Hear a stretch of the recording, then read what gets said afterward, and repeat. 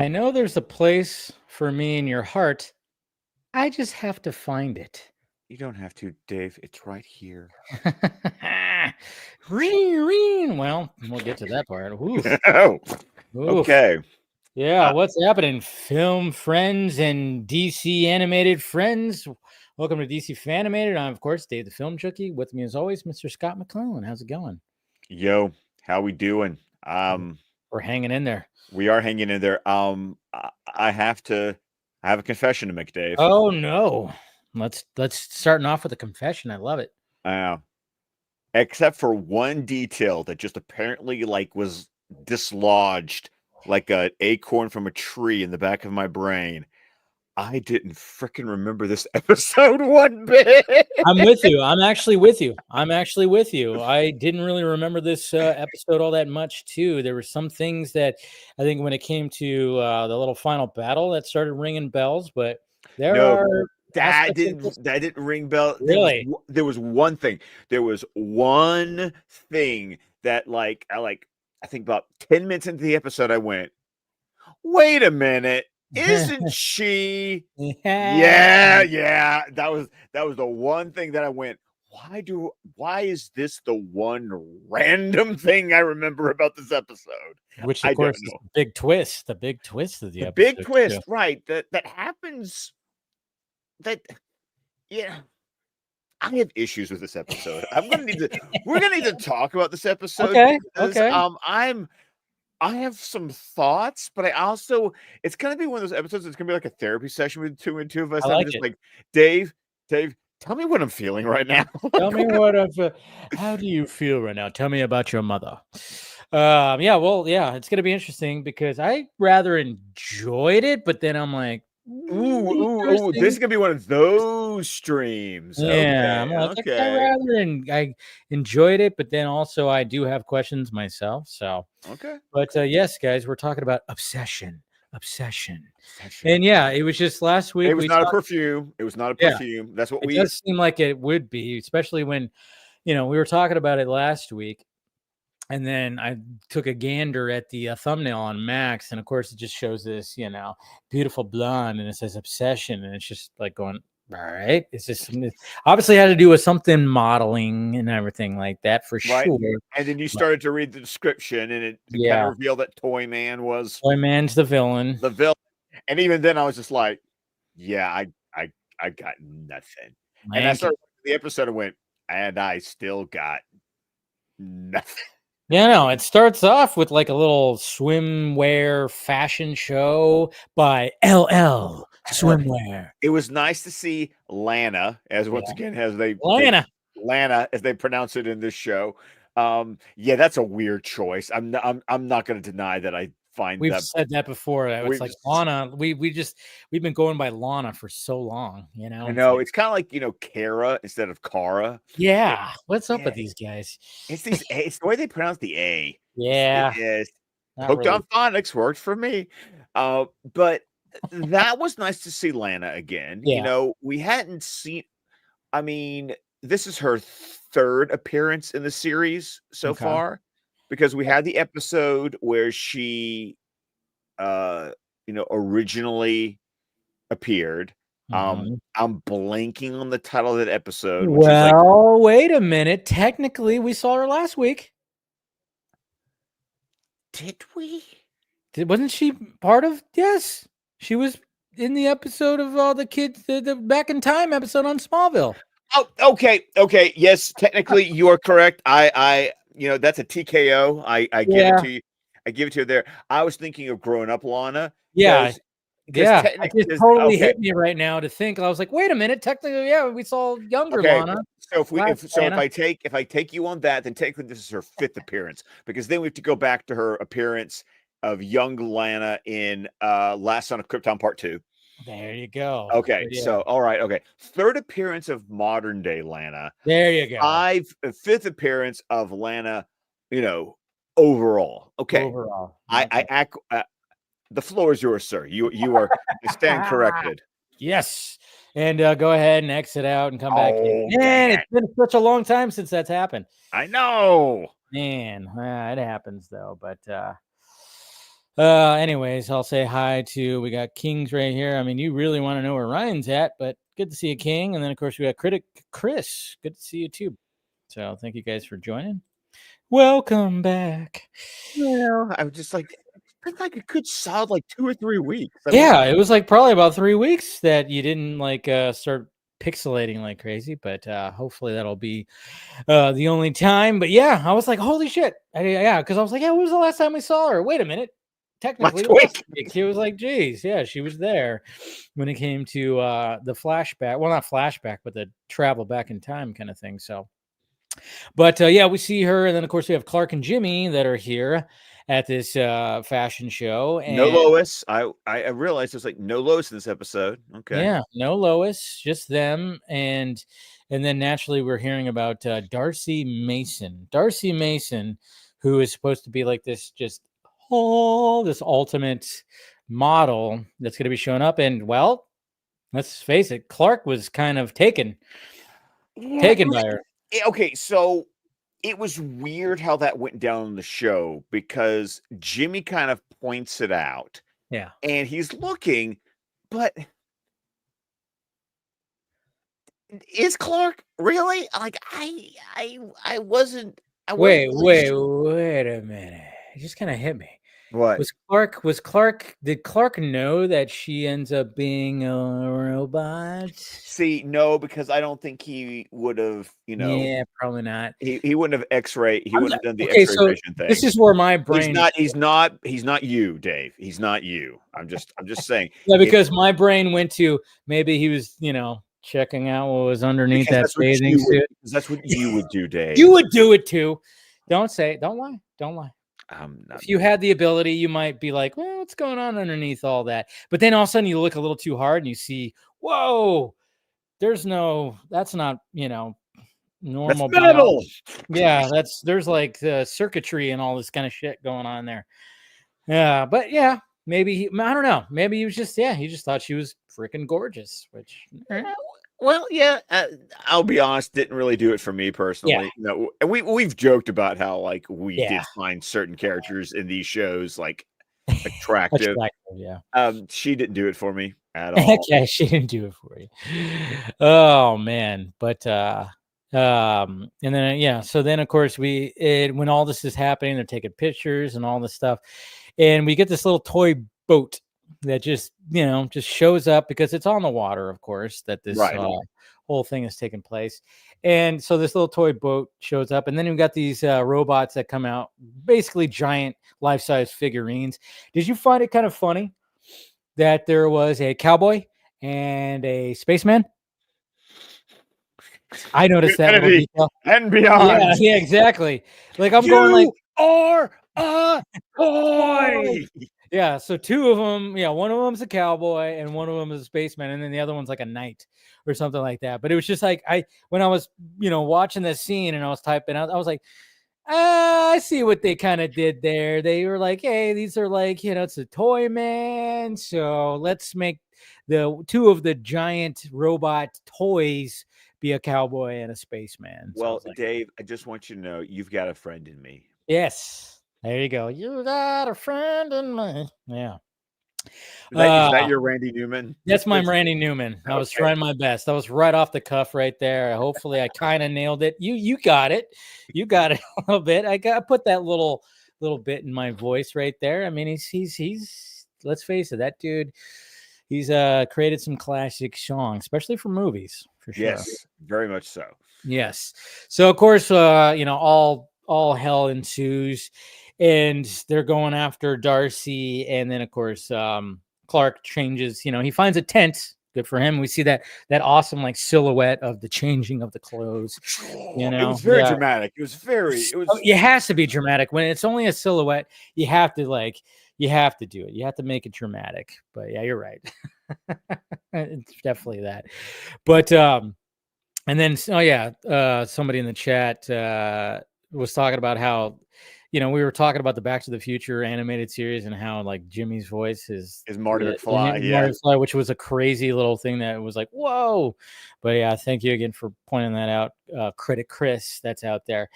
So then of course, we get we get a whole thing. We get a whole like sequence where they grab Darcy, the spaceman guy, of course, just like flies off, holding on to her. So of course, Superman has to go after him, Of and you course, know, and then I had to my 40-year-old brain had to go the whole like he's got rockets in his boots, but how is he like directionally steering himself? It's it's just yeah, because it again, you have to spend. you don't have like the helmet for the Rocketeer. You don't have like the repulsors on Iron Man that Yes, I do appreciate those things where they acknowledge you do need something to actually like yeah. steer. Yeah, you know you can't just go, So of course, in a cartoon they're not going to go that much of a detail, especially when it's just some big huge robot that he's going to end up punching in the head to disable it. Yeah, pretty much like that. I mean, Mhm. essentially that's the thumbnail is The him. podcast people are going to be completely lost at the Oh visual yeah, gag yeah. I just If did, you're but watching, Scott just, or if you're listening, Scott just did the his best robot dance, robot. basically. Yeah. Totally just did a robot. It worked. It worked. So yeah, like I said, this is a discussion worth watching. That's for damn sure. So we get very animated here. Oh, that was a good one. Yeah, yep. You like that? See, I we like go. that.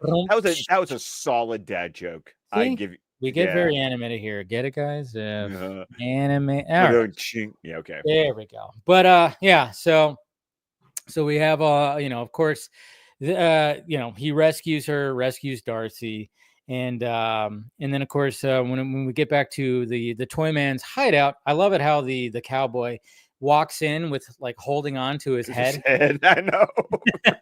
Just and then of course we get this man, the Toyman is just creepy. But I mean, you okay. want to talk? The obsession is this, and this is where you have the issues. I think. Well, okay.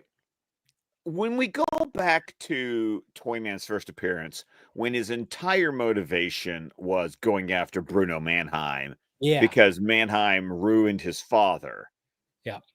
it was very psychologically deep. It gave a motivation for Toyman, and and in this scene, it just kind of undermined it for me Okay. because you've got Winslow like acting like a child in his like private moments, like no one's watching. Like this isn't it's kind of like still the weird thing. Like, why is he wearing the weird suit even when he's like by himself? It's that's always been an interesting choice in the animated series in their interpretation of Toyman to put him in the weird almost howdy doody Yeah. looking outfit, acknowledging that it's a suit, because especially the way they produce his voice and the effect is sort of an echo, like he's speaking from inside the shell of what he's wearing, or at least the head. Yeah. The helmet or whatever the heck. Yeah. Yeah, whatever the No. heck it is. And, Mm. and it just went a little too goofy for me. It stripped away some of the character depth that I felt like, you know, the way he was introduced into the series back in season 1.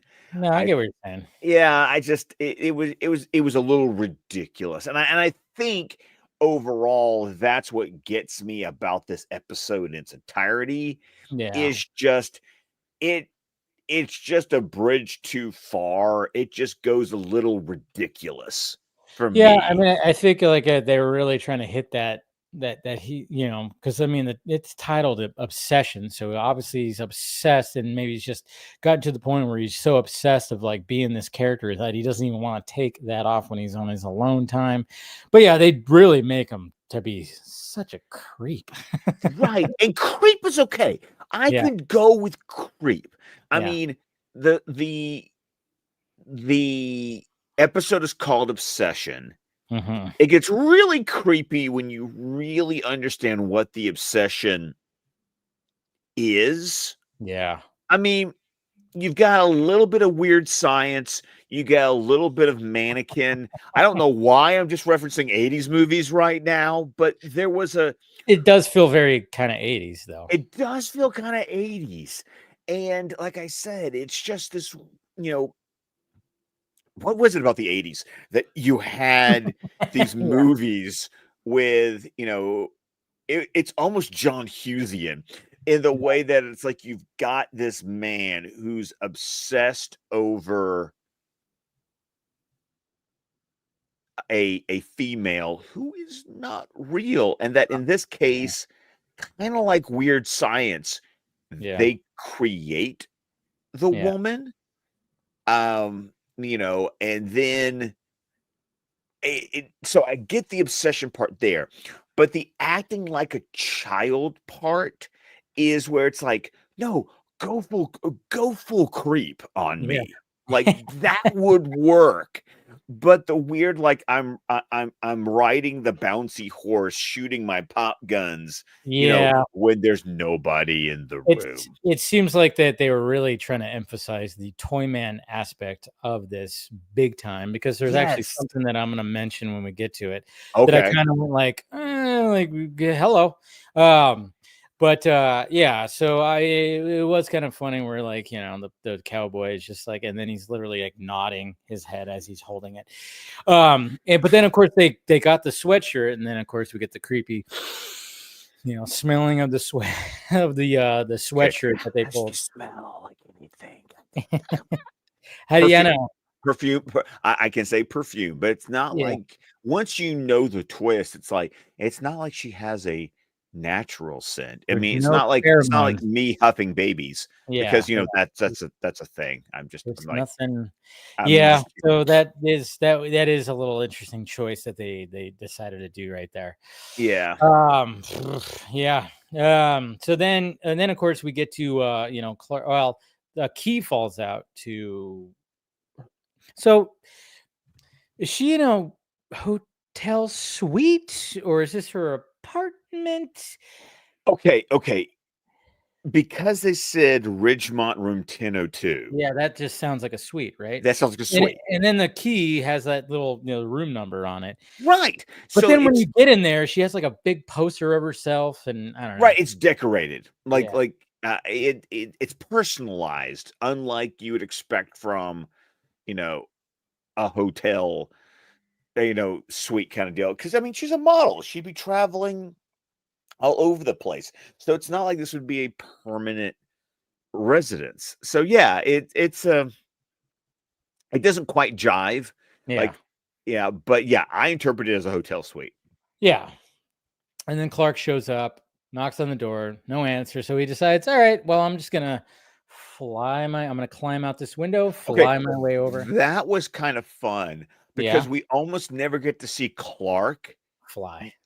fly. Like you don't get to see Clark use his powers looking like Clark. The only Like time that we actually see him use his power is always when he's looking through walls and stuff, or occasionally like using his like heat, heat Yeah, vision or something. putting his glasses But he down. never gets to fly in the Yeah, suit, yeah. But that then I'm suit. just kind of going like, well, if somebody's there, how are you going to explain how she's actually there and not answering? How are you going to explain how you But got he did use his X-ray vision to look through?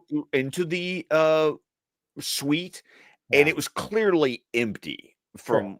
from where he's looking. So I can Yeah, roll with that. yeah. Does make sense. And then of course he's doing some investigating. He's looking around. He goes, no pictures, no. I mean, obviously, no family pictures, no. And he opens up the refrigerator. I like how he goes, I know models have to watch their figure, but geez. This is when my brain went, "Oh yeah, she's a Oh yeah, robot." yeah.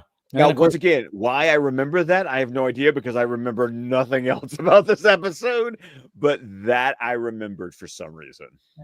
she walks in and is just like, hello, like what the heck? And I'm actually surprised you haven't said like about the voice. Because I didn't recognize the voice. So now I'm actually gonna have to educate you. I was Well, afraid. I looked it Oh, wait, up. okay, so you did. You I did. know I looked it up, but Ah, it wasn't but hearing the voice didn't trigger anything for me. Then I looked up who she was, and I was like, oh, Dude, okay. I was like, when I heard the voice, I was like, I know that. And it took me probably about 5 minutes. I was like, I know that voice. And the reason why I know this voice is because one of my all-time favorite romantic comedies is So I Married an Axe Murderer. You know the movie. Oh, I know that movie. So Yeah. that's where you went. Okay. Yes. You know where I I went? love that movie. I love Okay. that movie so much. Did you go to The Vanishing or something like that? That's No. also a good movie she was in. 3 Men and a Baby. Oh yeah, 3 Men and a Baby. I forgot She's the mom. She's the mom. Totally forgot that she was in that movie. But no, I go to Axe Murderer because I just love that. It's just one of those 90s freaking, romantic It's a good comedy. movie. It's a really good movie. It's hilarious. I remember seeing it in the movie theater, and I just always have loved that movie because I was like, after I saw Wayne's World and watching Saturday Night Live, Mike Myers was like my all-time favorite. If you haven't watched So I Married an Axe Murderer, do yourself a favor. Yeah, by the way, since we haven't mentioned her name, Yes. her name is Nancy Travis. Yes. Nancy Travis. She's had a long career, been in so many things. She also and there's something else I saw her in because she played Tim Allen's wife in Last Man Standing. Yep.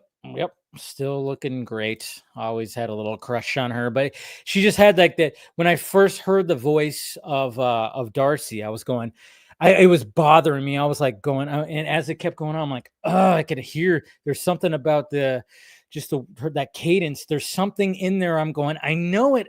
What is it? And then finally it was like, Nancy Travis. Jesus Christ. Finally, it just like hit me. Probably I'm about so 5 glad because you could figure that out and not LeVar Burton. So I know, right? Isn't that sad?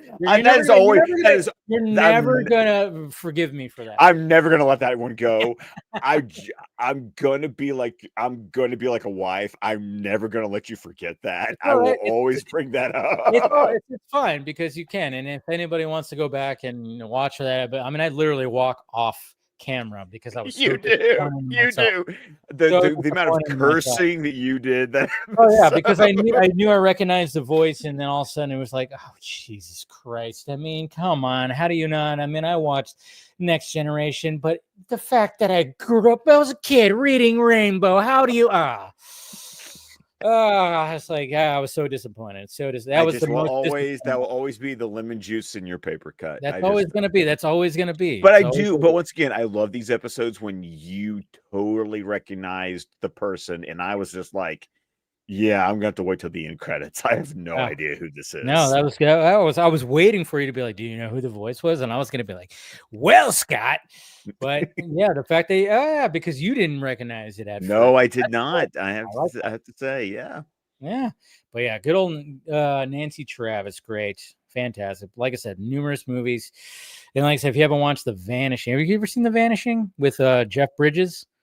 No, I have not. With Jeff Bridges and who's the dude? Oh, it's a good movie. It's one of those like, Jeff Bridges like girlfriend gets taken, doesn't know what happened to her. So then years later, he's still obsessed, and then meets Nancy Travis is like the new lady in his life and stuff like that. Ooh, this really is like a movie. This is like a movie I need to check out. Yeah, it's really good. It came out in like the late 80s, I think in the late 80s. I can't remember who the fucking crazy dude was though. Okay, do I have to look it up so you don't like obsess about this? Okay, hold on. This is what's going to happen. Yeah, who's in that movie? 1988, by the way. 1980. I knew it was late 80s. Great. Okay, movie. So let's see. We have Travis. Yeah. Right? Well, okay. No, this is the wrong Vanishing. I looked at the wrong one. Am I thinking the wrong one? Okay, hold on. There was also one from 1993. Okay, that could be it then. Let's look at that one.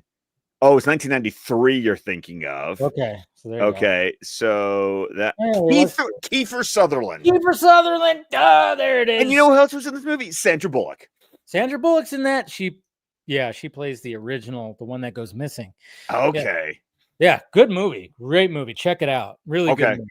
It's Really on good. it is on the list. Put that on the list, sir. That's again, like when I was thinking about Nancy Travis stuff, I knew she was in Last Man Standing with Tim Allen because anytime I went to my mom's, she would watch it. We watch it, but yeah. So I made her an axe murderer, and then I totally forgot that she was in Three Men and a Baby, and then of course there was the sequel, Three Men and a Little Lady. Yes.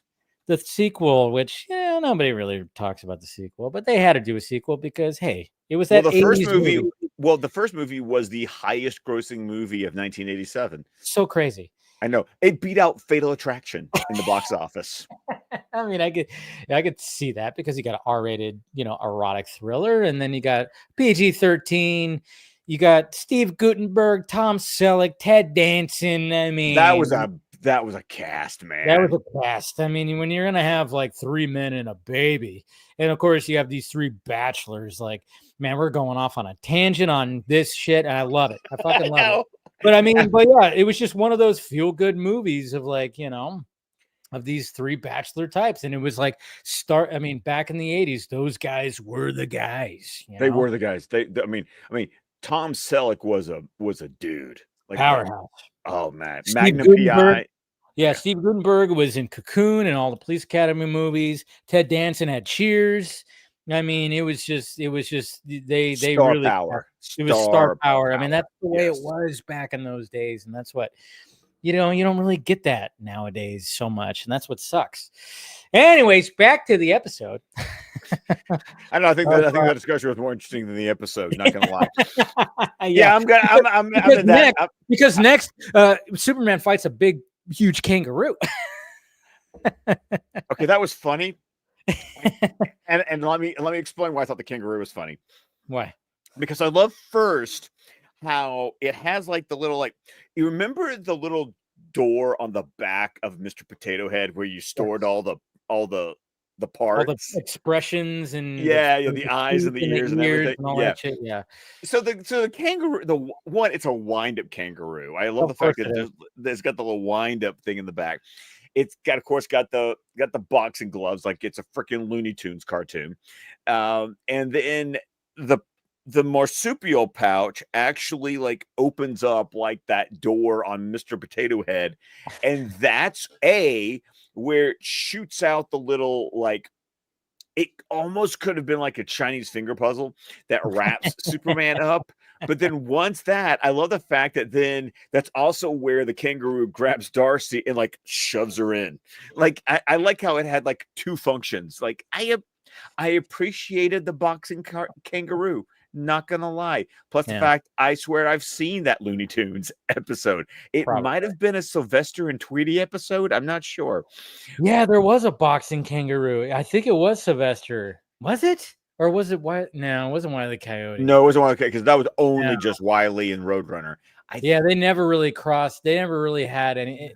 Wile E. Coyote and Roadrunner was never really did any. I don't think there was ever a time where there was extra little characters. No, it's always just the two of them. It had to be Sylvester. Yeah, it had to be Sylvester. I remember because I remember a boxing kangaroo. See, I'm jogging that for you. Yeah. I remember a boxing kangaroo in Looney Tunes.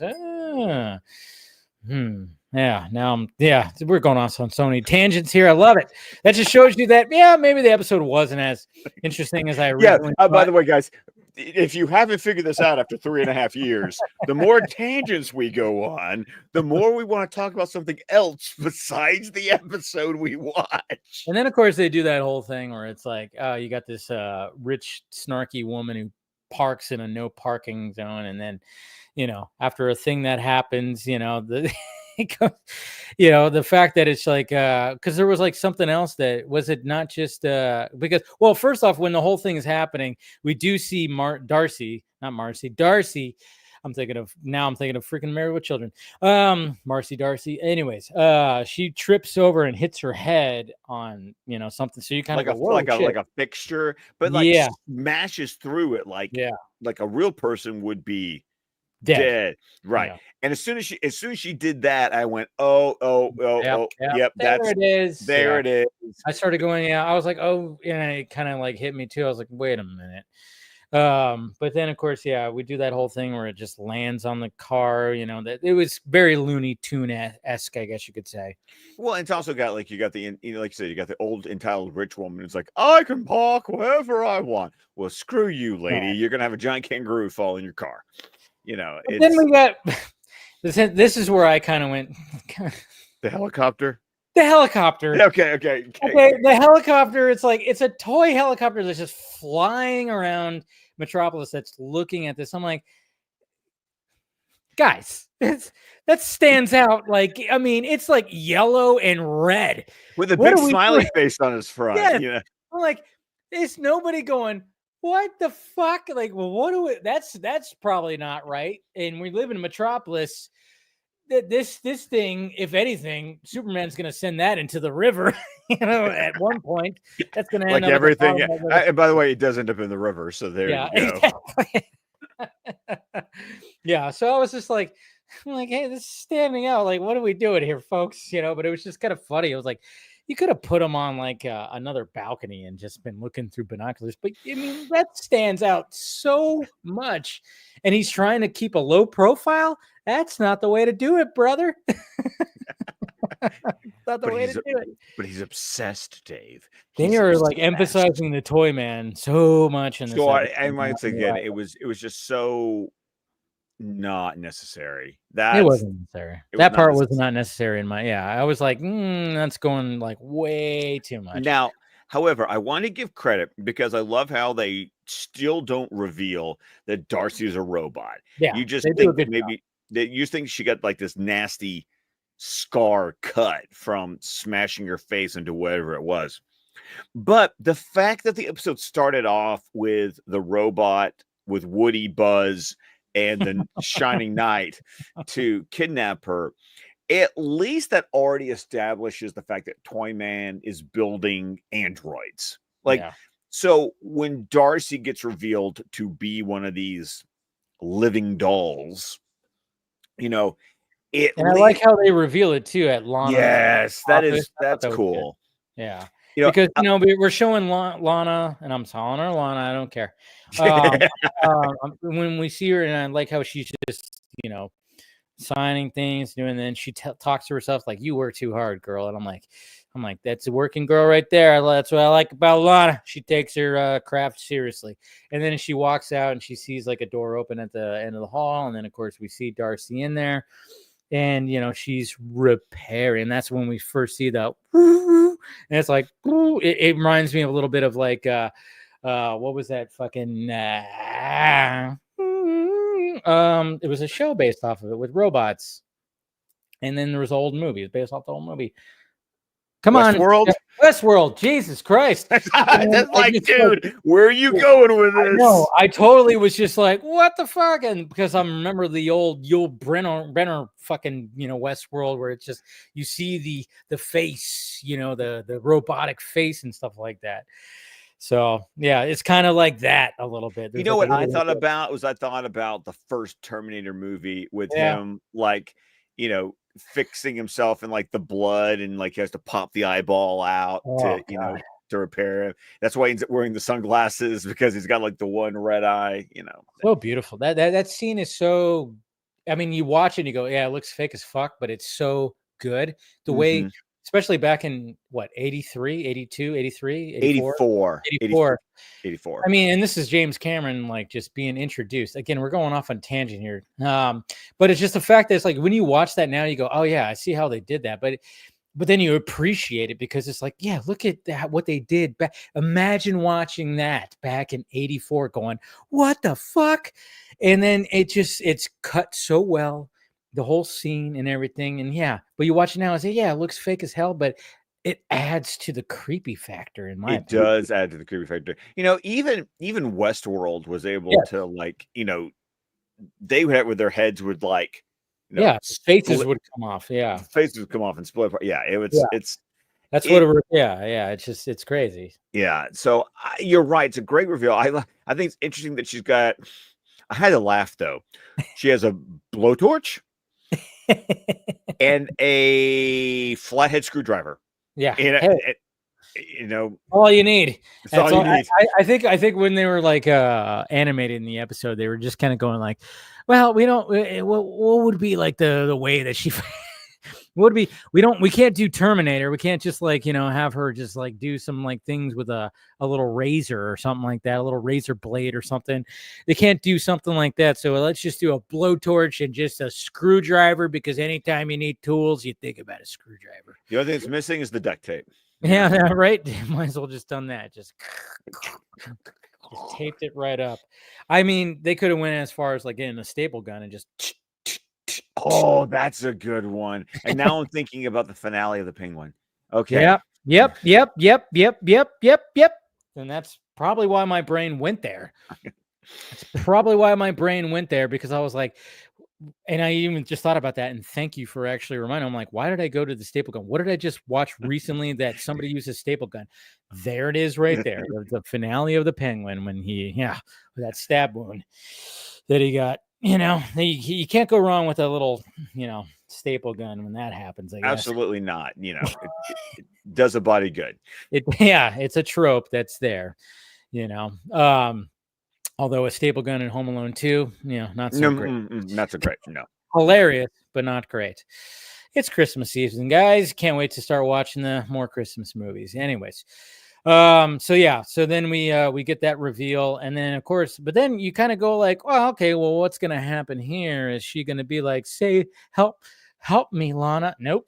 She's just like, fuck that, fuck everybody, fuck human beings kind of thing. And she just starts, she attacks Lana. She starts torching the place. Well, the torching the place was an accident. It was an accident, but she didn't care. No, because she was like, screw Lana, I'm leaving. Because this is where we get the whole idea, like she explains who she is. She's clearly based off like a Barbie. The Darcy doll was basically Barbie in this universe. And Winslow made a life-size version of her for reasons. And I think we know those reasons. It's interesting how the show like completely like weaves around that. Of course. There's no, it's like he built me and wanted to keep me, but he also was but then there's also like the really sad, once again, playing off the Toyman thing. There's really sad. He just wanted to play with his toys. Oh. It's kind of like when my wife, when we first got married, was so upset with me playing video games because she thought I was going to be like an old college boyfriend and I was going to play video games and ignore her. And I'm just like, no, that's not how this works. No, there's time for this and there's time for you. Trust me. Yes. Always the time. But so, and then of course Superman sees that he flies up and sees the fire, and then I like how he does like the clap. Yeah. Yes. Clap, where it's just like and I like that he tells Lana like, hey, cover your ears because this is gonna be loud, and then he does the whole clap essentially, and then of course, which creates a gust of like a gust of air. Yeah, it blows all of the flames, fire. Well, because actually like pushes it, out the window, and then it dissipates. Yeah. So it was cool. It's a good little like good to see that. That was a cool action sequence in this episode. Because once again, another thing that this episode does that is typical of the Superman animated series episodes that I'm harder on is how the story is thin and they just try to fill the episode with a lot of action scenes. That's like what this episode is, and that's a telltale sign of you try to put in too much action because you don't really have story. Well, I mean, it's what you kind of said. It's kind of a creepy story. So, and it's a children's cartoon. So it's like, oh, we can't just, I mean, if this was more PG-13, a little bit more adult, maybe they could add a little bit more. Oh, if they had PG-13, they could have gone so much further. Yeah, big time. I mean, so I think that's why they're like, well, you know, we're gonna have a Toyman. We're gonna make it creepy, but we gotta, you know, standards and practices. We can't go that creepy. So we're just gonna have it like we're gonna have it like this, and we're gonna have a lot of action. We're gonna have Superman fight a big kangaroo. You know, we're gonna have just, you know, craziness that's gonna ensue. We're gonna very much emphasize the Toyman in this, and you know, all the way down to the flying It was weird though because he felt helicopter. less like the Toyman. It felt like are you familiar with the Marvel villain Arcade? Arcade, I've heard of him, but I'm not really familiar with See, him. I remember being obsessed with him only because I had that Super Nintendo game, Spider-Man and X-Men Arcade's Revenge. I remember that game. Yeah, that's probably where Yeah. So He was kind of a Toyman-esque like villain. He was an X-Men villain, but yeah, the setups yeah, that Toyman has in this episode felt less Toyman and felt more like Arcade, okay. especially when Superman goes to save Darcy because Darcy goes to the hideout. Yeah, she's like, "Fuck this! I'm taking you out, bitch." Right. And then she gets captured by the cowboy robot. And then Superman because she Well, told but then Kal-El there's a where to little find him. detail. There's a Okay. little detail that we didn't, you know, that is built in with her, which because like when she's like starts, you know, fucking things up, she grabs a gun and she wants to shoot Toyman, but she can't. You know, Yes. that's one of those tropes too. It's like, oh, I can't kill my It's the creator. RoboCop. It's the hidden fourth directive. Yeah, Not yeah, arrest I can't I do that. cannot arrest any employee executive of Omnicorp. You know, it's like that. There was what was the oh man, I'm thinking of another movie. It's like oh no, it's like when god damn it, I'm thinking of something else too, where it's like I can't kill you, but he can. What the fuck is that from? But it's not that he built the rope. Oh man, that's gonna bother me. Oh, now There's it's like gonna bother me too. I know Thanks, Dave. because there was what is either a show or a movie where it's like, well, I can't kill you, but he can. It sounds like it's more like a cop show. It's like I can't Yeah, shoot. but I think it's more of like, oh yeah, Demolition Man. Ah, Demolition Man. Because you know, Wesley Snipes, when he gets awakened by what's his name, they built it into his like little chip thing or whatever the fuck that he can't kill that leader dude. I forgot his name in the movie. And then it's not like and then at the end he just like goes like, yeah, I can't kill you. And then he just tosses a gun, but he can, and then just boom, boom, boom, boom, boom. It's like, oh, anyways, that's what that reminded me of right there. okay. Sorry. But she gets like electrocuted. She's like, she tries to do it. She's like, She short circuits. It's like oh yeah, she can't do it. it's like Roy RoboCop like Yep. goes into Yep. like standby mode when he Yes. tries to. Yeah. Yeah. Yeah. Pretty much.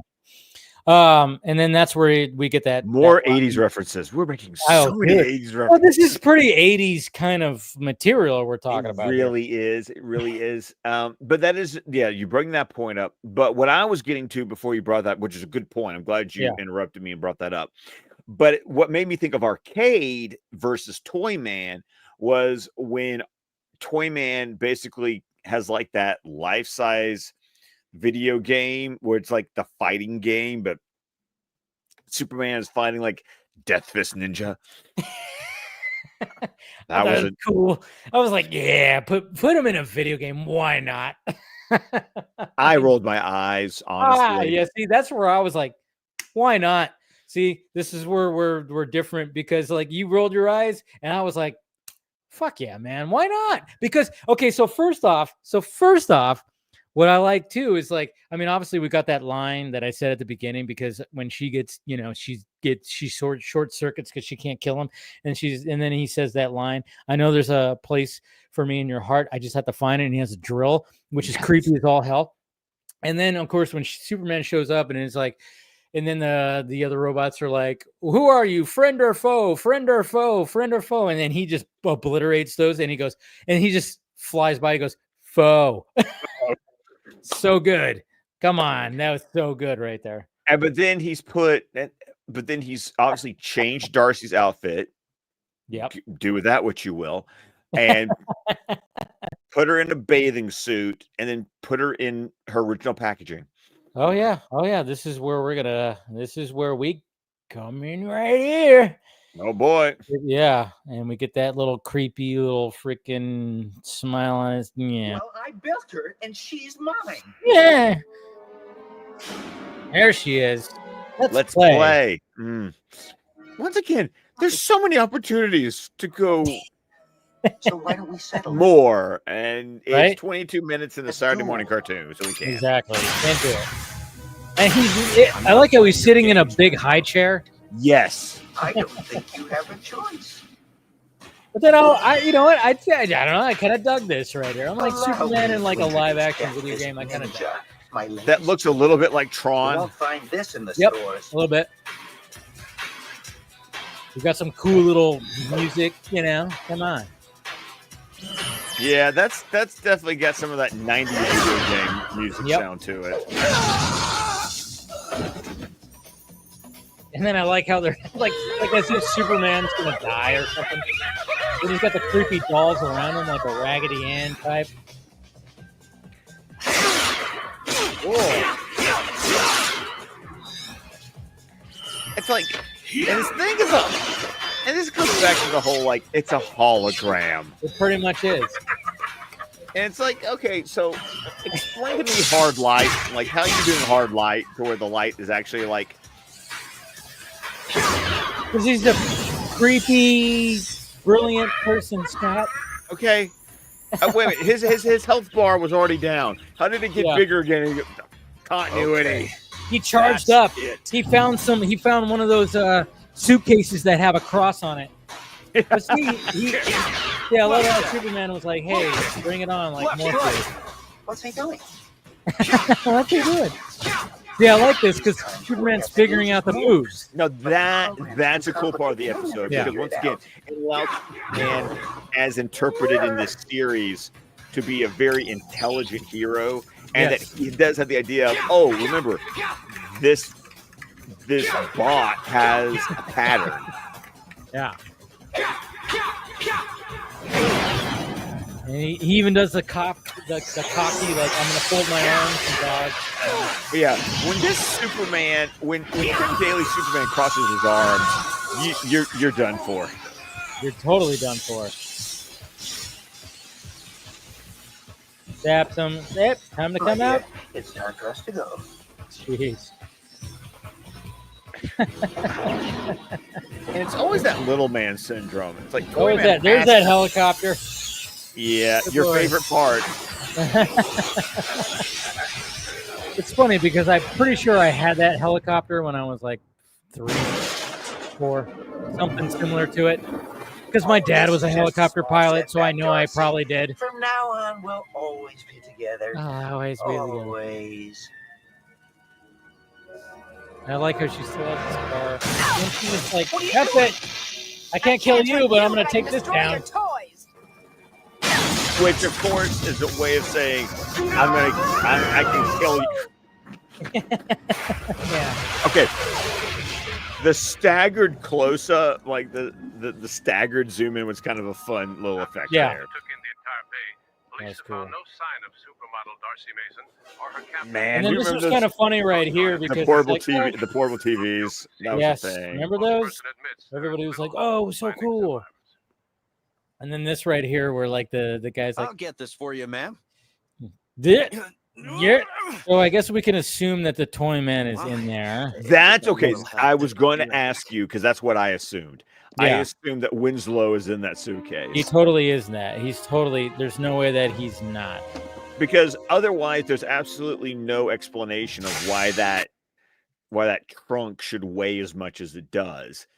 Yeah, there's probably he's in there and a bunch of stuff that she might I don't know. Do we ever see her again? This is probably it, right? Yeah, this is it. This is so they wanted to do that whole thing of like, hey, maybe there's something here, but they never revisit it. And the thing is that if you think about where this universe goes, by the time we get to spoiler alert, by the time we get to Batman Beyond and we start introducing Zeta, and of course then Zeta gets his own show, like this would kind of be like a cool callback, would be.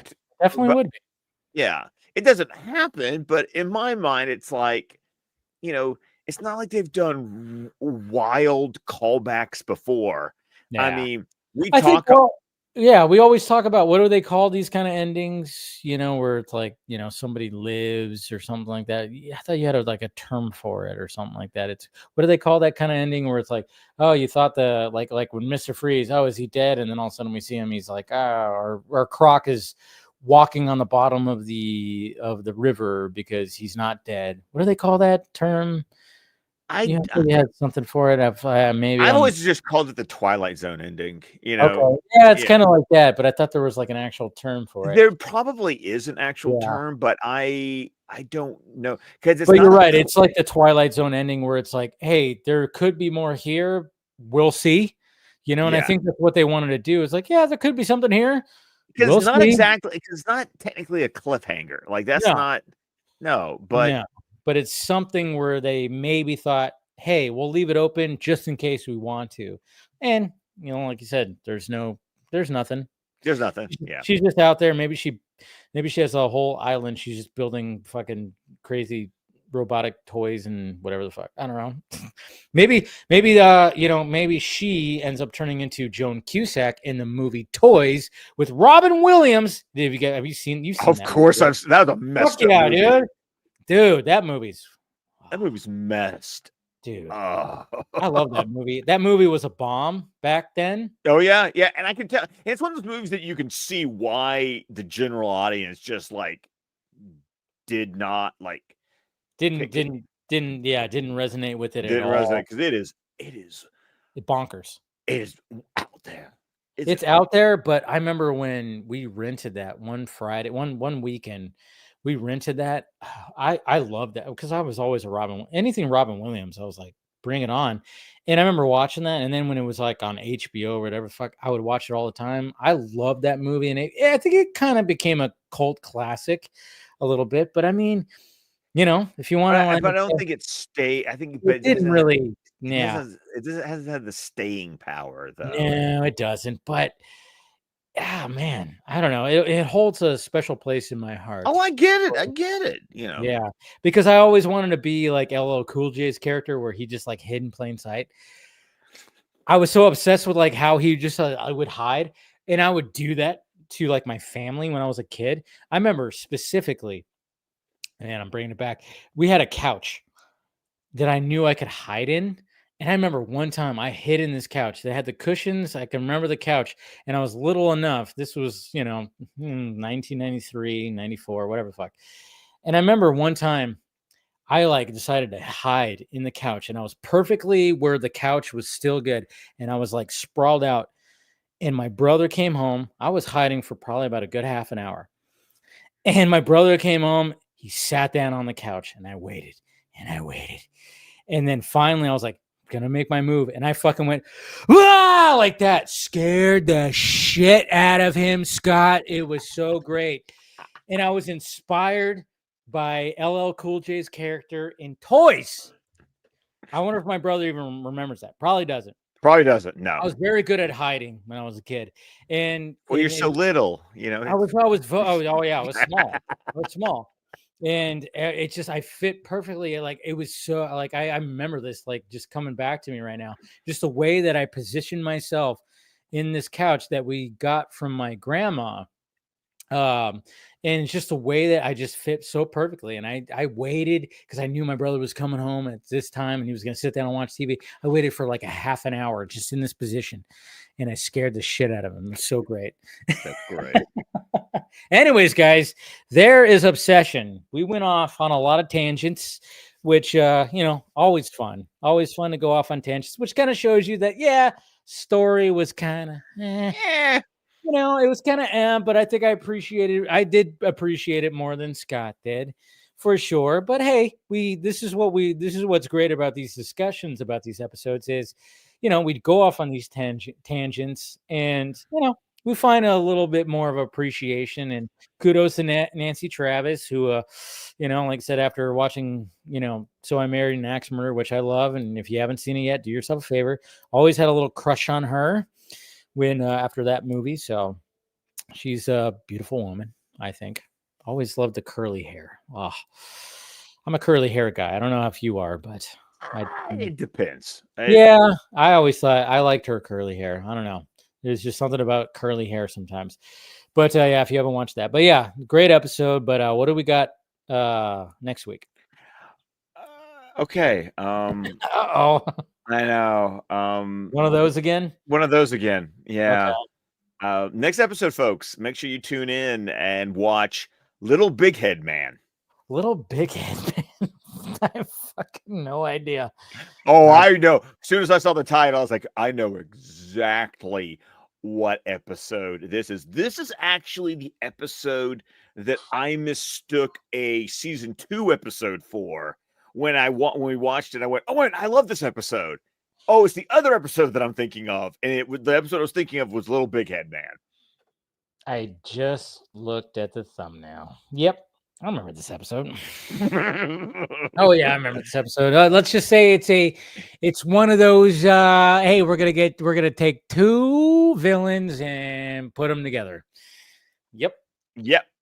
That's all we're gonna say. I mean, you can look at it right now. We're not gonna say anymore. If you know, because it's just too much. It's too much if I actually say who is in the thumbnail.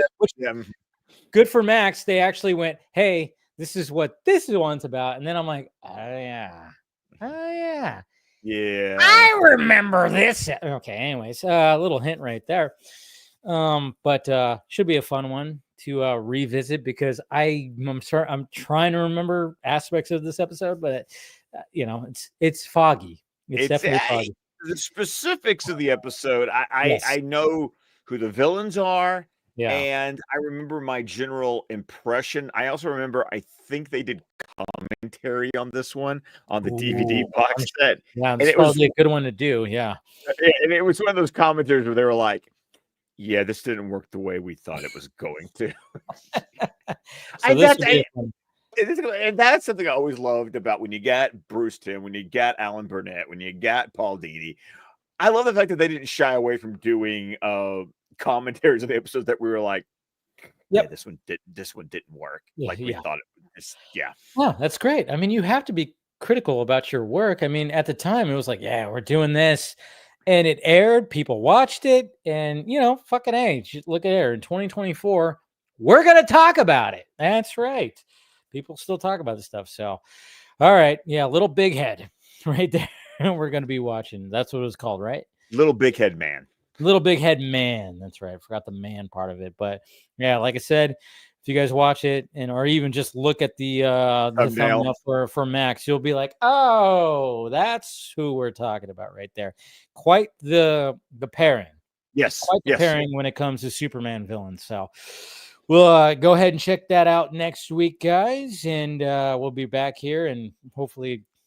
Well, we always have fun talking about these episodes. Oh, we always do. Even the bad episodes, we have fun talking about. Exactly. So go ahead, Scott. Plug away with what you got going on. Well, of course, you can find me on Twitter at ScottDC27, on Instagram at McMurlin, and on Vero at Scott McClellan. While it's not released yet, it has been recorded and it will probably be published tomorrow. So make sure that you're subscribed to DC TV Squadcast, where you can listen to Ray and myself since we did not release an episode last week because of life, we combined our discussions of episode 7, Top Hat, and episode 8, a big or small thing. We basically do a double-sized finale episode about the Penguin. So make sure that you check out that episode when it drops. Like I said, I expect it'll drop tomorrow, but it's a double-sized 2-part. Let's just blow it out with our thoughts of the Penguin. And then in a couple of weeks, be prepared for us to do our massive catch-up on Superman and Lois. Ray's going to watch season 3. He's going to catch up to season 4, and basically whatever has been released by the time we record our episode, that's what we're going to talk about. Nice. Looking forward to that. All right, guys, smash that like, thumbs up. See you, of course, when it comes to the vodka stream on Friday, and then of course I'm going to be watching Red One tomorrow. So look forward. Oh, that's what you're okay. Oh yeah. Okay. Oh yeah, I got my dad and his wife coming down. They want to see it.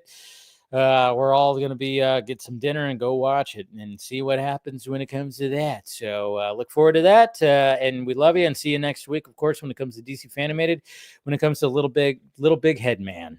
Yeah, should be a fun one. All right, guys, we will talk to you later.